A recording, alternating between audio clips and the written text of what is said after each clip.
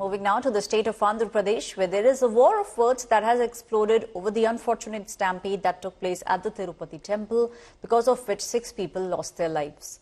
Now, in the wake of the stampede horror at the Tirupati temple during the Vaikunth Ekadashi celebrations, the Andhra Pradesh Deputy Chief Minister Pawan Kalyan has expressed a lot of outrage over the incident.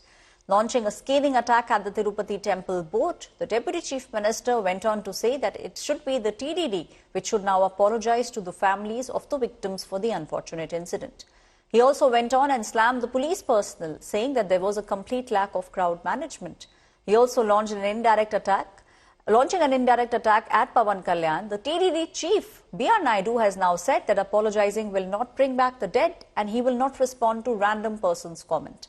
Denying any kind of allegation that there was force that was being used, Tirupati police officials blamed the unexpected crowd surge for the unfortunate stampede.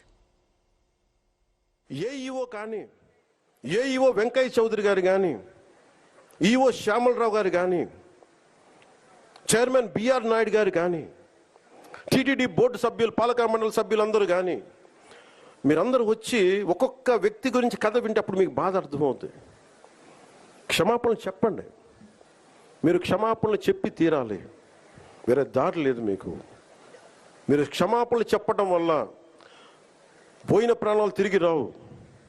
కానీ కనీసం ప్రజలు మిమ్మల్ని చూస్తూ ఉన్నారు. అది మటుకు జ్ఞాపకం పెట్టుకొని అందరూ తగ్గి క్షమాపణలు చెప్పండి. చాలా అవసరం ఇది. ఎందుకంటే ఈరోజు రాష్ట్రం మొత్తం, దేశం మొత్తం మీరు చేసిన తప్పుకి సంబరాలు జరుపుకోవడానికి ఆలోచిస్తూ ఉన్నారు. క్షమాపణ చెప్తే చెప్పడంలో తప్పులేదు. చెప్పినంత మాత్రాన చనిపోయిన వాళ్ళు బతికి రారు కదా. అది అవన్నీ ఎవరో ఏదో మాట్లాడారంటే వాటికన్నిటికీ స్పందించాల్సిన అవసరం లేదు. కాకపోతే తప్పిదం జరిగింది, అది ఎలా జరిగింది, ఎట్లా జరిగింది అనేది ఎంక్వైరీ చేస్తారు. బాధ్యుల మీద కఠినమైన చర్యలు తీసుకుంటారు. అందులో ఏమాత్రం డౌట్ లేదు.